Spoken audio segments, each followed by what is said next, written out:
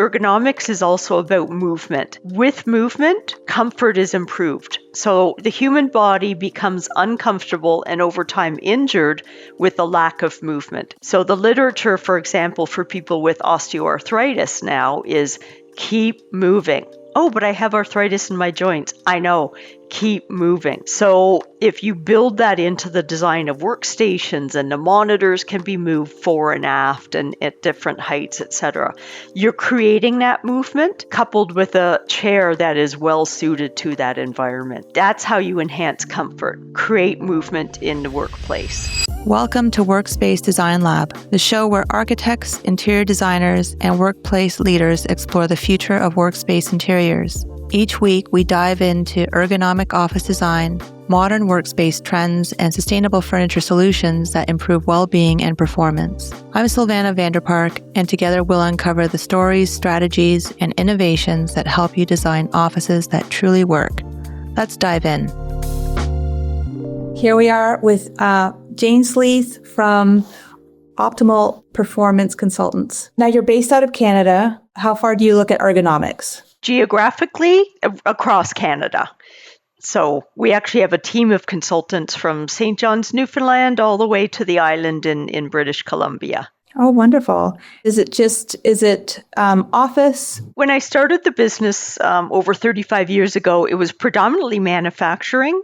And then we moved into the banking environments with TD and RBC, and then into some of the other banks. And then just over time, the way manufacturing changed in Ontario in particular, then it became more office related. Okay. So when you're talking about like manufacturing, you're working with manufacturers to create ergonomic solutions, like ergonomically sound solutions. That's correct. So an example would be on an assembly line for, at the time, it was called Chrysler, Stellantis. It would be making sure as the industrial engineers were setting up the lines that we were able to tell them how high the line should be, the furthest reach someone could do, what's the maximum to push wires together. So we would give them feedback and then they would go away and then change the design so that humans could actually perform the tasks. Okay. So really it was like a thrust in helping assembly line workers That's right. and physical workers, really. The physical, but then the psychological and mental side was with NAV Canada, for example, or a steel mill that's near here where there was a lot of human error occurring. And human error, when you're navigating planes in the sky, would obviously be a disastrous. And in the steel mill, the errors actually had resulted in loss of life. So that's when we were dealing more with the mental aspects in terms of fatigue, preventing error. You know, a red button means stop, a green button means go. And as simple as that sounds, sometimes button colors actually weren't intuitive. So it's all the way from the mental side to the physical as well. Oh, interesting. So when you're talking about errors, like human errors and stuff like that. Yes. What do you mean more? The way most ergonomists think is that there's no such thing as human error. There's bad design. Okay. That's the premise from which we start. And you only arrive at the human as being the cause once you've disproven everything else.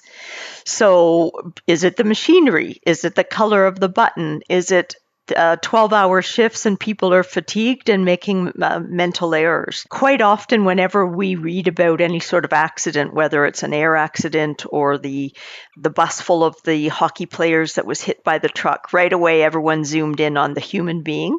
And in fact, when you do a proper cause analysis, which is part of ergonomics, then it's not. It's always multifactorial, and the human is only one of many things that happen to go wrong on that particular day. Right. It was interesting, actually. This is reminding me of that movie. Was it called Sully?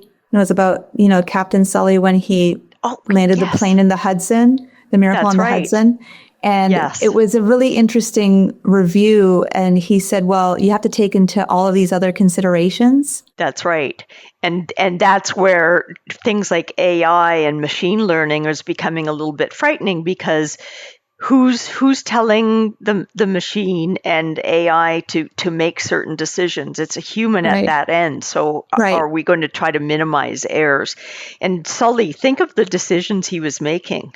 Right. Okay, if I do this, then maybe half of the people on the plane will die. If I do this, so all those calculations, and that's where his deep experience is important and often forgotten with older employees who have that deep experience and they've been through those scenarios and they can figure it out really quickly. Yeah, that's interesting. Yeah, because I think the turning point in the movies was when he said, looking at the simulator reaction, like the people in the simulator saying, well, they're not even reacting to the bird attack kind of thing or whatever it was called. And the Yes, bird hit. And they said, we were kind of stunned for a few seconds. So you have to factor all that in. that's right. And you want those few seconds to be narrowed down to an even faster decision because again, there's so many decisions, altitude and it's the plane on an angle, where's the Hudson River, all of those things together. Yes. So yeah, so working on a machine, it's, taking into all these factors. Where was this? Where was that? How fast could That's they right. turn the machine off and all that stuff? But there's nothing better than also having the real life experience on top of that. Yeah. Oh, how did you get into ergonomics? Good question, because when I actually went into this field, it wasn't really well known in Canada, but I have 2 degrees that probably led me to that thinking. So I have a kinesiology, exercise physiology degree, and then a second degree in physiotherapy. When I was working at a hospital near here in Toronto, there were many people coming in from the cookie factory just up the road from the hospital. They all came in missing parts of their hands or fingers. I won't go into the graphic detail, but most of the injuries were not particularly serious, but the psychological damage that was caused, having lost a body part, meant that we were seeing them for about 6 months. They had long ago healed, but we needed to get them back and ready to go to work. So I started to do a review of the literature and came across this science called ergonomics, which is really big in Europe and Australia. It's been around longer than in North America. And I approached the senior management team and I said, look, we could prevent these accidents in the first place because we're seeing people for 6 months. Some don't even go back to work. So there's a big human cost and an actual ROI cost. That was too forward thinking for the way that hospitals in Canada think at that time. So I had a business plan already in place for this. So I then launched my own company and approached the cookie factory and other places where we had seen injuries occurring and talked about we could prevent this and we could get people to be more productive. So that was over 35 years ago that I did that. Wow. Yeah. I remember kind of maybe 20 years ago, people talking about how to properly lift up, a box, a heavy box, and that was my first encounter with ergonomics, really. Right. Yes. And the irony with that training is no one picks up the box the way that we're shown. So it's actually figuring out each person's body and what's the best way for them to pick Yeah. up the box. Or the first question in ergonomics is, does that person need to pick up the box? So it's actually taking that question, should they be picking it up? That's always the first question in ergonomic design. Oh, that's interesting. Yeah. Well, I mean, we know you because you've helped us to qualify our furniture, analyze it in terms of ergonomic features. Yes. Ergonomic, I don't know how you say it, friendly features or... Yes. Yeah, that's a good word.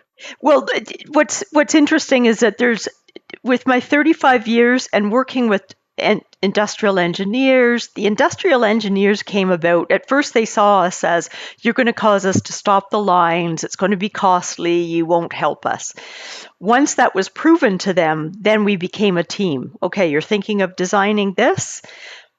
We would sit right beside them and health and safety and then come up with the right design. What's frustrating is in the world of furniture, I can tell you there are few, if any, companies that ever come to either my company or other really experienced companies and say, look, we're designing A, B, and C. We want you sitting at the table with the designer. So your company is very rare in that regard, in terms of you have your design engineer coming together, working together, designing standards, and changing those standards over time as well. So that's a very rare thing that happens. I guess you get brought in, so you can, there's the assembly lines, there's helping, companies in their production facilities. There's, helping companies to design, kind of more ergonomically focused furniture. And you get brought into workspaces, like workplaces, like just regular to help people either source things or Yes. help with posture. Right.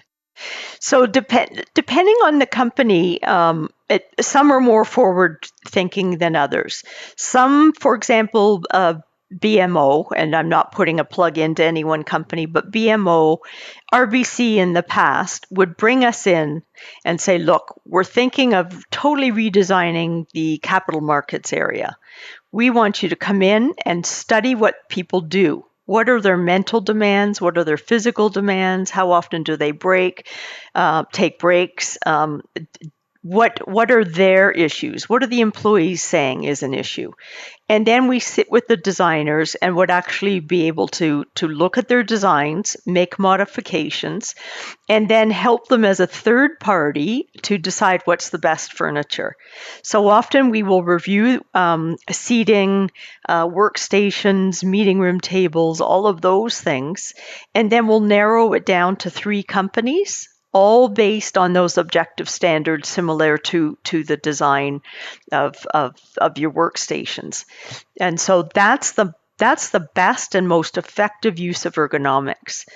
It's amazing, probably 60 to 80%, depending year to year, of our ergonomics is, hey, Jane, look, can you come in and look at the design we just put in place and let us know how we did?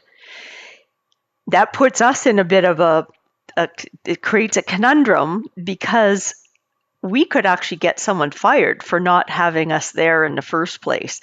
So we have to sort of be a little bit political and saying, hey, by the way, that chair that you chose, we've never shortlisted that chair. It doesn't meet even basic ergonomic standards. So there was a large multinational consulting firm that did that, brought us in too late. And so everything had been chosen. So, okay, what exactly do you want us to do? Should we tell you a nice little white lie and say, yeah, everything's great, or actually tell you? And in the way that I run Optimal Performance, we tell them. They might not like the message, but that's what we do for a living. Yeah, bringing you guys in as the initial planning portion, rather than just coming in and saying, "Oh, can you give your stamp of approval on this?" Yeah. That's right. And Yeah. it's amazing, Syl Vander, how often that's done. And it's like, so clearly we're a check mark on a box by the health and safety or HR person. Yep, you had an ergonomist involved. Yep, check. Okay, well, there's now a report sitting on their desk saying that didn't meet the standards, but, which creates liability for them.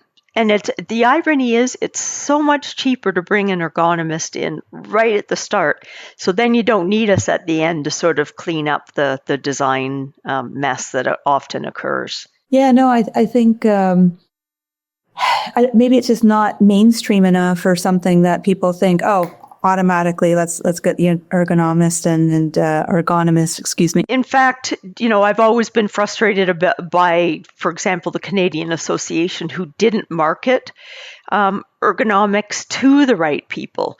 So, I've got a marketing person, so we knew what to do, but the association itself never marketed the profession. In fact, they tried to become a very exclusive group of, only people with these degrees can be ergonomists. So they were more interested in that versus, let's get everyone in who's practicing ergonomics. Let's tell corporations what it is, what are the benefits, what's the return on investment. So I just undertook that myself as a business owner, along with other good, successful ergonomic companies. Sure, that's interesting. I kind of wanted to say, where'd the history of ergonomics start? So if you talk to anthropologists, actually, they'll when they dig up human bones and they can actually see wear and tear on the joints, they can figure out what someone was doing. And then they'll often also dig up tools, and they'll see that someone may have modified the tools. And we're talking about hundreds and hundreds of years ago. It really took off with defense. So during the World Wars, especially in the Second World War, where a lot of planes were being flown, there weren't enough people out there that were experienced pilots. So there had to be very quick training. Unfortunately, the design of the planes were such that with that minimal amount of training, you had a lot of what was called human error. People crashing by mistakes, firing on their own people versus the enemy. So a lot of it came from defense, and also NASA and space programs. A recent example is one of the Canadian astronauts was supposed to do a walk in the exterior in space, and she couldn't do it because there were only male size suits and gloves. And so that actually prevented someone who was an excellent astronaut, who was slated to go outside and help with some repairs, couldn't, because someone forgot that women's bodies are very different than men's and needed proper design. So it's both space programs and defense that really pushed ergonomics along. Okay. And then I imagine with unionization of factories and that pushing, saying, hey, we need to look after the health and well-being of people. That's right. Unions played a big role. The Unifor, which was at the time called the Canadian Auto Workers, they actually had a huge training program, and they would train a lot of union members and union reps about ergonomics. And we always liked that because then they were more educated. So when we were talking and sharing information, they were able to trust it. As opposed to, well, I don't know, are they telling us the truth or not? Or, are they bending some of the standards? So the more educated the union, the better it always was. We were able to really team up and work together. Interesting. Is there, I was going to say, is there some kind of recommended kind of universal site or something for ergonomics that people can turn to, or? Probably, many of the Canadian universities and Americans, like University of Michigan, there's several university and college programs in kinesiology or engineering, and then specializing in ergonomics postgraduate. And so very similar standards are used across the board during that education. So University of Waterloo's and Simon Fraser as well in BC, probably two of the best programs because there's such a big engineering group, and then they actually work hand in hand with the kinesiologists and then go into ergonomic specialization. So many of the colleges and universities have standardized the program. Hey, quick pause. Have you ever felt like workspace design is one big puzzle with too many missing pieces? From budget questions to practical requirements, it can feel like guesswork. That's where Novalink steps in. We bring you a clear product and a proven process backed by a team with the know-how to guide you step by step. No confusion, no overwhelm, just clarity and support from start to finish. If that sounds like what you need, scan the QR code or check the link in the show notes. Now, let's get back to the episode.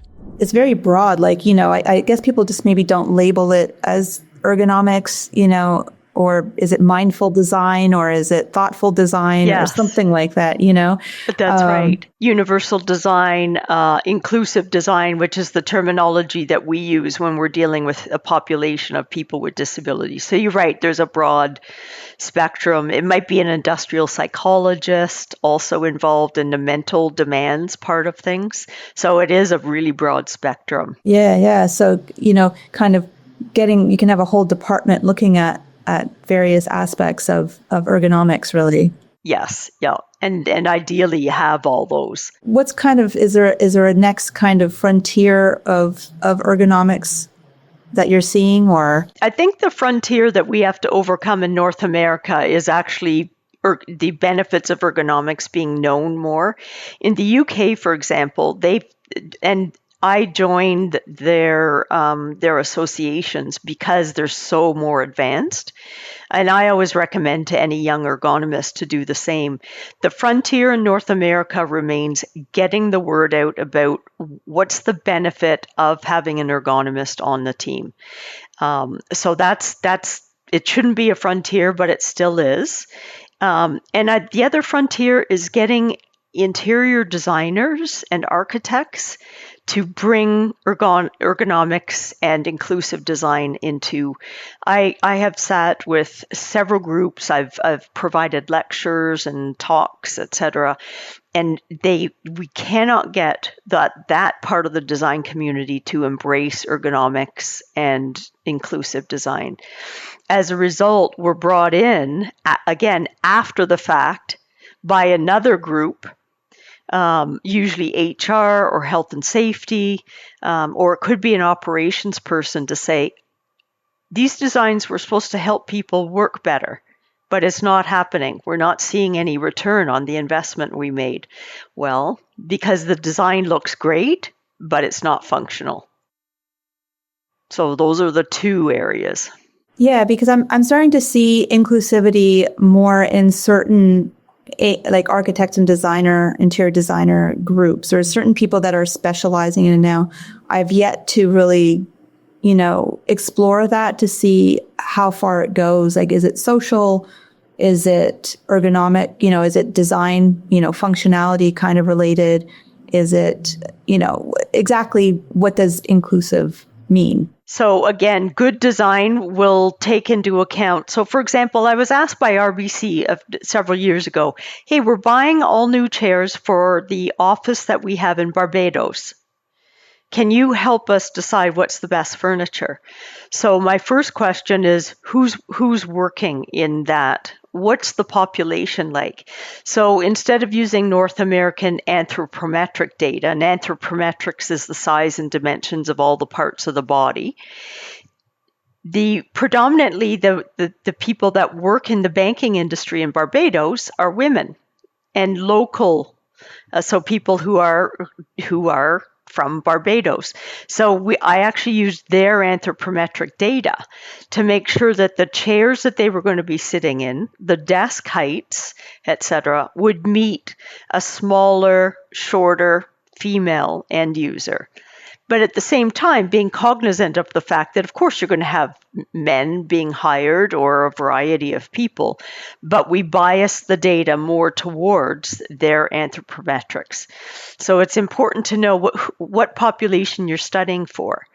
So in inclusive design, all we're doing is we're just teasing out things on both sides of the spectrum. Oh, if someone's in a manual wheelchair, I need the desk to go lower. If they're in a mechanized wheelchair, I need to make sure it's higher, because as a general rule, people in manual wheelchairs sit shorter than people in a mechanized wheelchair. But then also being cognizant of people with sensory disabilities that may not have use of their right arm, and so they'll use their left arm for a task, or they're deaf and hard of hearing.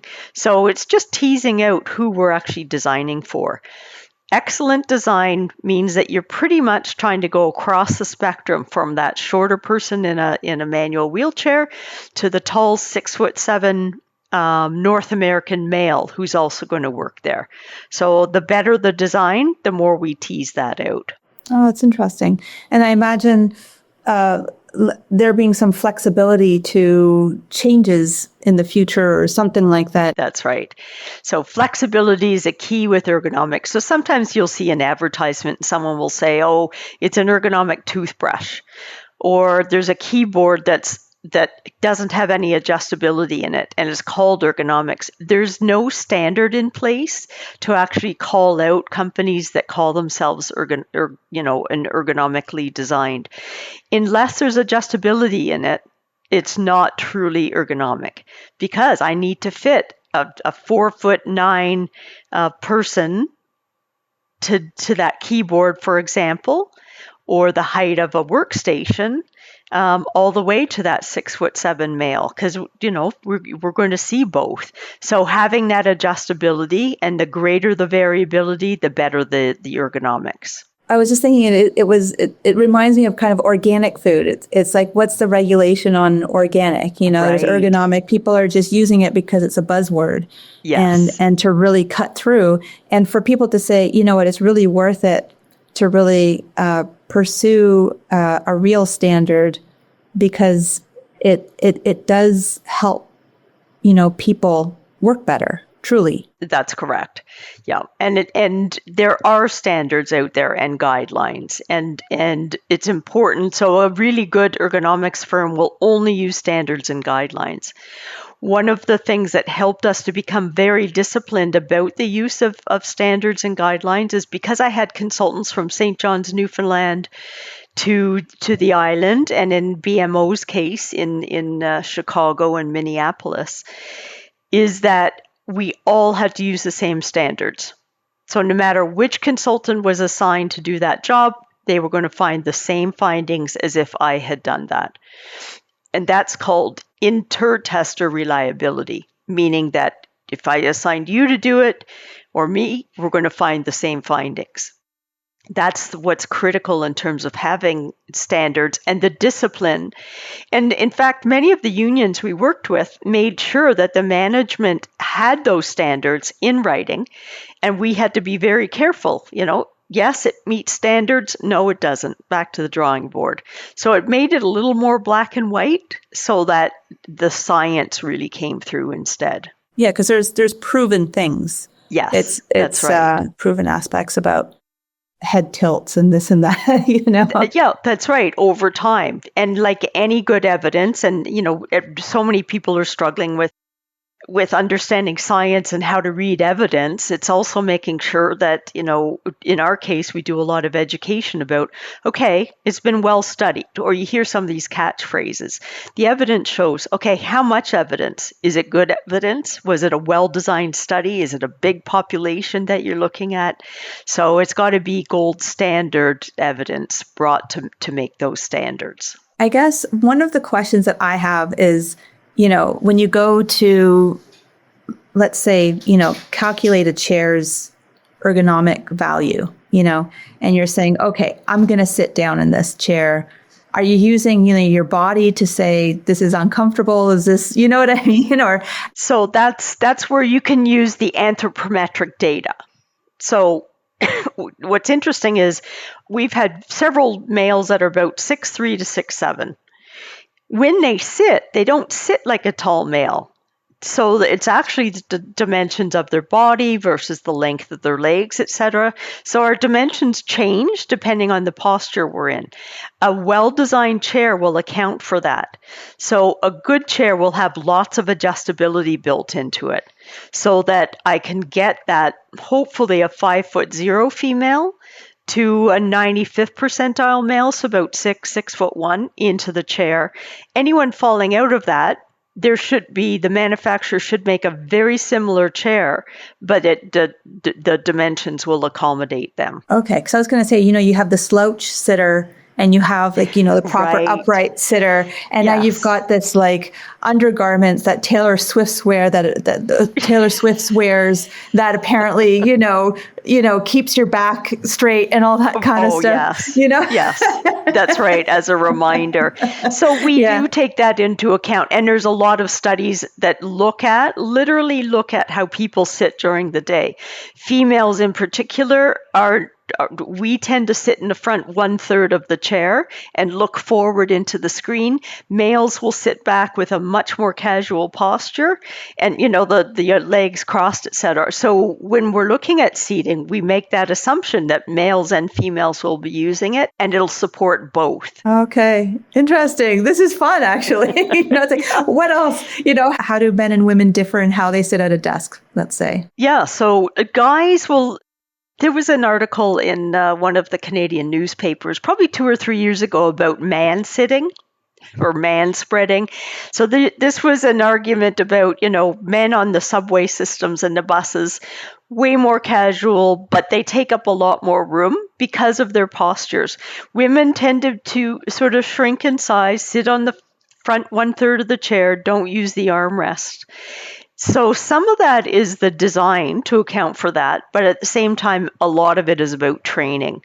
So a lot of companies will purchase seating, furniture, et cetera, but then not provide any training and hands-on education. What we find is when we educate people about why we're telling them to sit and work a certain way, then we tell them how. When we follow them up 3, 6, 9, 12 months later, their behaviors remain improved so that they're using the chair better. So account for the differences between men and women in the work style, but at the same time, have them educated and trained as well. Now, would you go into, say, I don't know how young you'd go to, middle school, let's say, middle school starting, and start, training the kids how to sit properly? Absolutely. So when you look at kids, because they're using these, they're not supposed to in the classroom, but they are, or they're using laptops. Some teachers are not allowing laptops in the classroom anymore, which is good, because cursive writing actually creates better memories than if we use electronic. So kids will often curl one leg underneath. And if you look at furniture in the classroom, I mean, it's horrible. There's no ergonomic design. There's no lumbar support. There's no armrest, etc. So we're asking the human body, which is not linear, to sit in a linear chair behind a desk that's one size. So if I'm a shorter student at that time, I'm going to learn to sit on my leg and then wonder why I have knee pain, or ask them to sit for long periods of time. Stop moving, Jane. Stop fidgeting. Although fidgeting's good for you, but often. And so now I'm loading the discs in my spine. So starting early is really critical, especially because of the use of tablets and laptops and phones, etc. But it's not taught, and yet teachers could start at the beginning of each school year and just teach some of the basics. Yeah, I like the idea of that. Why is fidgeting good? I like that. I'm a fidgeter. Yep, fidgeting is dynamic movement. So we encourage people. So we make an assumption often, if someone's not staying perfectly still, they're not listening. Well, if you look at kids that are, grade 1, 2, and 3, and they're all over the place, but then you ask them a question of something they were taught, and right away they have the answer. They're moving, and movement actually, again, creates good memories that move from short-term into a longer-term memory that stays there. So I encourage adults when they're in the office and working, especially, let's say, if they're in capital markets or they're in a security type of setup where they're really having to look at data. If they can't stand up, I want them moving. I want them shifting. I want them to just quickly do a little release of the spine. So dynamic movement is good mentally, but also physically. Circulation, synovial fluid into the joints. So fidgeting is actually good, and we encourage it. Oh, very nice. Oh, good. Well, my daughter's first grade, and she's constantly moving. So there we go. It's a good thing. Oh, yeah, absolutely. And in fact, right after learning something, then hopefully they've got recess, but then that they're all moving and encouraged to move. Because then they process what just happened, and the movement actually helps them store those memories in a better way and improves their recall. So we need kids moving a lot more, especially right after, let's say it's a 30-minute lesson. Okay, let's get up, let's move around, and then have them sit again. Oh, that's very good to know. Huh. Yes, yeah, really important. One of the questions, so I sometimes I go to the internet and I say, what does the internet want to know about ergonomics? And, one of them was like, what is ergonomics? And I don't know if you can pinpoint ergonomics. Not really. There is a standardized definition about, design and designing for humans. But really, the way that we define it, and a way that we continue to practice, is that you design the tools, the equipment, the seating, all of those things first with good design based on humans, both the anthropometrics, physiological data, mental data as well. And then you bring the human in and you train the human to use all of those things properly. So it's about improving comfort. It should improve.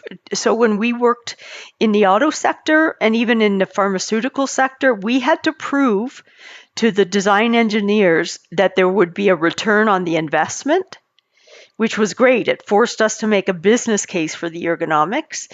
So there should be a measurable improvement in someone's productivity, how often something that was manufactured had to be torn apart and started over again.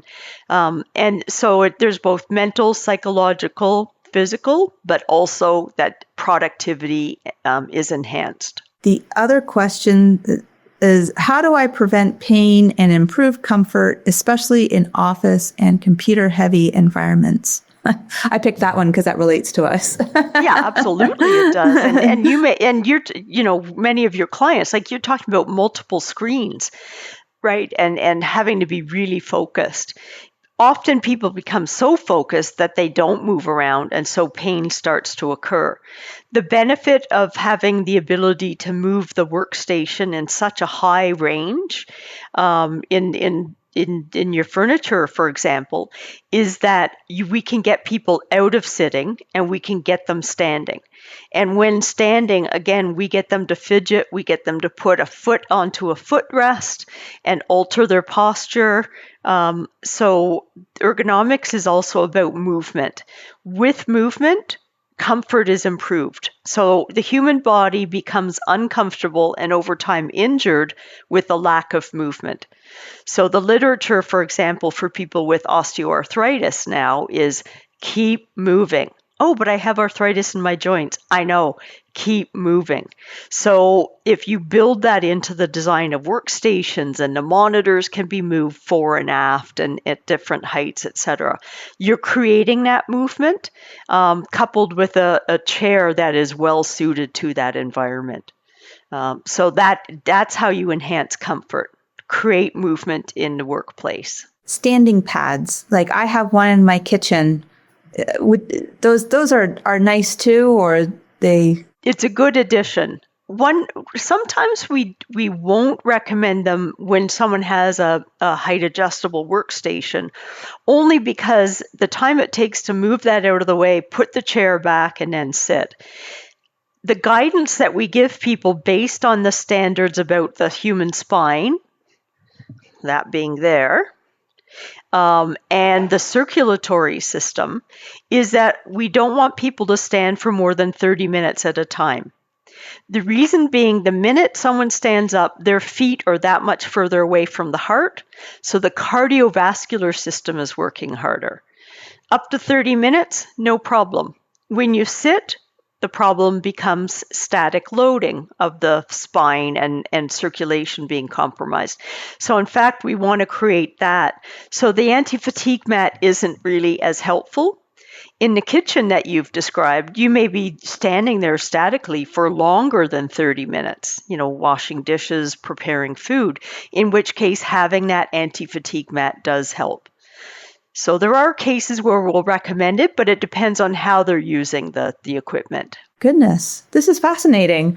I mean, there's lots to consider. There's a lot to consider. I mean, from how you move to, and you must just see kind of violations of ergonomics all around you. You say, that's the next, thing that we want to fix or something. And sometimes when we do a follow-up study, if we've delivered some education and training, they've got all new furniture, seating, et cetera, then we come in and train. We then follow up at 3, 6, 9, and 12 months. Sometimes people will apologize and said, oh my gosh, I was crossing my legs. And I'll ask them, well, how long are you doing that? Well, you told us that we can still do it, but not for as long, and that's what I'm doing. Then fine. I don't want you to have a perfect posture. I want you to be moving. Okay, you crossed your legs for 15 seconds. That's okay. But you're always going back to that sort of neutral zone as often as you can. When you catch yourself, then that's good. That's excellent. When you entered ergonomics, is there like a something that you didn't expect, coming out of it, or, That's a good question. I think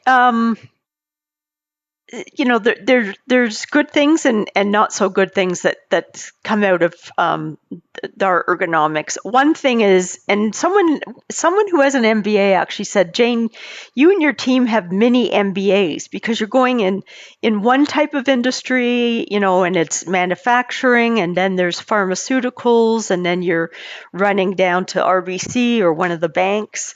And in fact, we also work with a company where they have multiple screens, and they're looking at stores, retail with diamonds, where diamonds are being sold. So they had to look at all this data.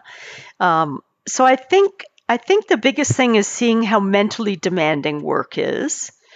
That it's not just about the physical demands. So especially when people are, capital markets is prime example, or security, where there's multiple screens. One of the things that I found most fascinating is how something out of the corner of the eye on a screen were picked up by people. Even with Nav Canada, as they're bringing in a plane, and there's something that just mentally triggered something. So having them being alert and moving and being in comfortable positions allowed them to pick up those nuances. And I think the other thing with ergonomics is how much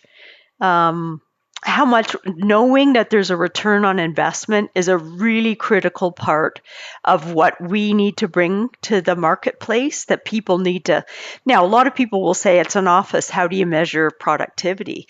Well, most managers, when they assign a task, know how long a project should take. And does it have to then go back and be reworked? So we call that rework rates. Are you seeing more errors out of employees? So it's not just comfort, discomfort, etc. We can measure it. So let's measure it and let's see. Okay, you're going to spend $100,000 upgrading your furniture so that it's fully adjustable. Okay, let's do the return on investment. And when you choose those critical things, I think that's something that was really important, and important to us in terms of our discipline as ergonomists. Wow. Man, this has been fascinating. That's why I'm still doing this. I'm still fascinated by it, because there's different things all the time and new things to learn, etc. It's a really interesting area. With the advent of robots doing other jobs, and then there's people to control the robots doing those jobs. And it's just interesting to see the transfer of work really moving. Yes, that's right. And I always remember finding it very eerie it was at one of the Toyota plants, and this robot that would bring materials to the line instead of someone on a tow truck, or in a truck delivering it, and it would be the robots. And it was just this eerie quiet. But the way that most industry is now is that you have a robot, and then it's passing the material to a human, and then it might go back to a robot again. So dealing with the humans in between those two are really, that's where ergonomics is a challenge. I mean, I guess this is robotics ergonomics, but I mean, there's efficiency of the robot as well, of certain movements doing certain things. And that's right. And the wear and tear is different, right? The robot may be able to do 100,000 movements of it, if it's like a shoulder joint in the robot, whereas a human, if they do that with a load and in a not good position, will break down. And that's often where the decision is, okay, should we just automate this? Because, we're losing all these people to injury in this area. Yeah, and it's kind of like, how American football is a little bit being phased out now with flag football, right? Yes, which is great to see. Yeah, you're removing that danger. So it's like, okay, so maybe certain jobs are disappearing, but the danger is being removed. Because humans can add value in areas where quality control is needed. I need your eyes on this. Oh, I didn't even notice in the paint shop that wasn't actually exactly as it should be. So humans are good at certain things, small manipulations. Robotics will get better at this. But being able to touch and feel, be able to look and inspect, all of those things. So there are very specific roles where humans are better. 5 to 10 years from now, that might not be the case, but there's definitely roles for humans where we're really good at doing certain things. Yeah. I'm just, of course, there's AI coming in to be able to make certain decisions and stuff like that. How good is AI going to be? We don't know yet, kind of thing. Yeah. So if you talk to the founder of AI or the godfather who won a Nobel Prize, he's saying 5 to 20 years, they can think on their own, and then they'll almost be like a subspecies onto their own. It's interesting to read and understand AI and what it can become. In the right hands, then it'll be a good adjunct to humans and work well together. We'll get more done perhaps or something, Yes. Yeah, and productivity. Right. And there'll still be room for artists, I think, like human artists and human this and human that. But,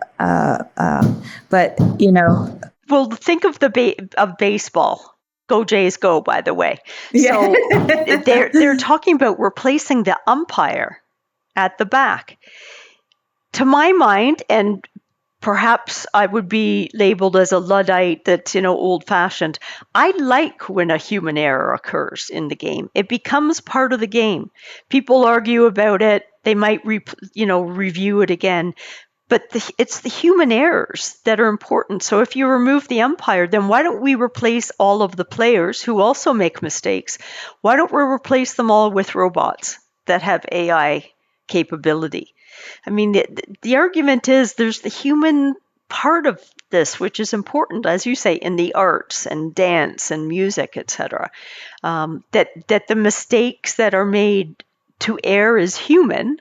If we automate too much, then there'll be something lost in that. It's monotonous. Everything, every piano piece will be played perfectly, exactly the same. That's right. No inflections, no accents. And yet good jazz pianists make mistakes all the time, but we don't realize it. They're able to riff and do things, or singers that don't quite hit the note. And it creates something new. Absolutely. Yes. The iterations occur through errors. Yeah. You go, that's a good point. So I don't know, just all these things. I guess I should probably do more reading on AI and what, where it can go. And so, because, we talk about, oh no, how is AI going to, take over my daily life kind of thing. And it's a little bit scary.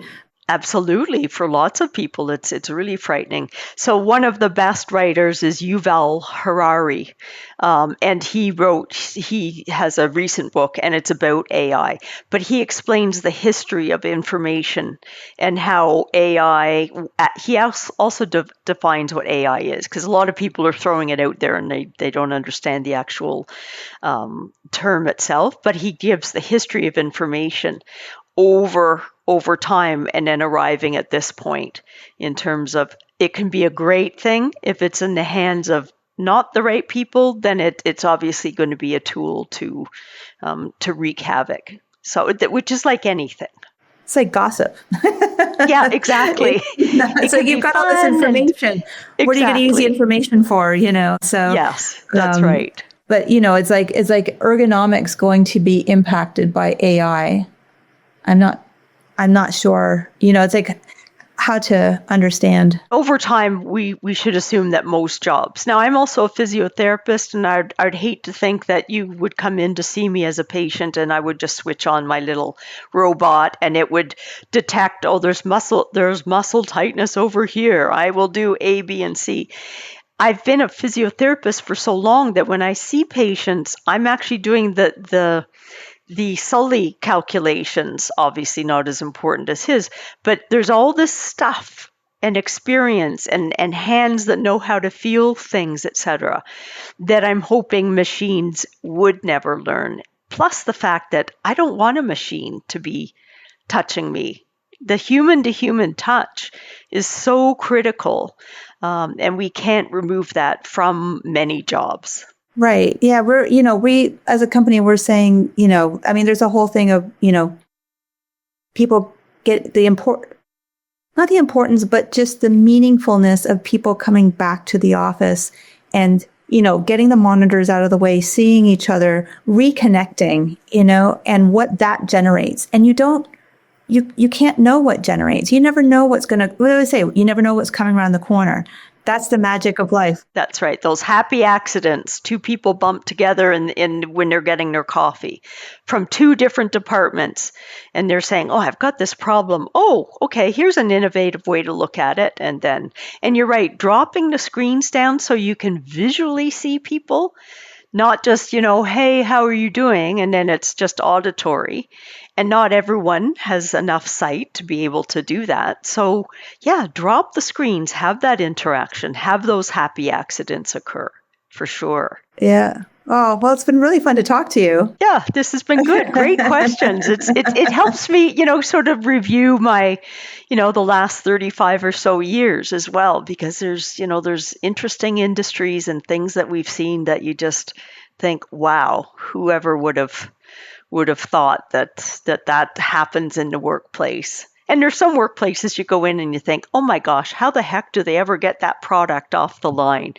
Where there's just so many things getting in the way of letting people just do their jobs and do it really well. Well, we will obviously continue moving forward, analyzing designs with you. And I really hope that people pick up, realize that bringing people like you into projects and into just how a company functions, to make sure that, hey, is this an environment where people are comfortable and it's allowing for maximum productivity, optimal productivity. Yeah, absolutely. And like I said early on, Sylvana, it's rare for a furniture company to approach us right at the beginning and say, hey, what are the standards? What do we need to put in place? And then the engineering component and design take it and it's like, here's how we can get there. And the iterative design is also unusual. Oh, it's ergonomically designed. That's fine. We don't need to do any more. I mean, it's been changing over the last several years with the designs, and it shows. And there would be excellent feedback from the end users, who are most important at the end of the day. Yeah, thank you. Well, the companies always look to what are the parameters really of a project, and then to look at what are the parameters of the user, focusing on the user and, continually looking to say, how much more friendly can our desks get? That's right. And the user that's forgotten, but not in your designs, is the IT that have to crawl in a space and reach, and hopefully their large hands can fit in a small space. The maintenance person, the people putting the units together and installing it, all the way to the person that's going to clean the units, late at night, etc. All those are factored in, and that's also rare in design. Usually they only think of the person that's going to be in front of the computer screens and doing the work, not all of the other people that interact with the furniture and the technology. That's rare. Well, that's nice to hear. So we're on a tangent then that really, services our clients well. So, and it's getting that word out there, and now it's really just focusing on training all the people who come into contact on how to use it. That's right. And then also maintaining like a resource so that people realize, hey, you whoever new is coming on, you have to learn how to do this for your own. Yeah.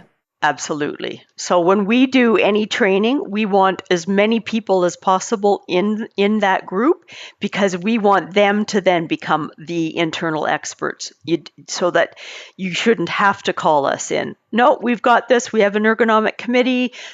George is going to now invest time and do some training with this new employee. So leaving resources behind is the sign of a good consulting firm. Well, this has been fantastic. Thank you again, Jane. Yeah, no, it's been a pleasure. It's been sort of a trip down memory lane. Yeah, and just getting to know you a little bit more too. That's why I like doing these podcasts. It's just I get to talk with people a little bit more and step outside of just what's the task that we have at hand here. So yeah, it's been a pleasure. Yeah, and in a comfortable environment as well, where people feel like, oh yeah, we can just talk about this, and let's make it as opposed to like a lecture.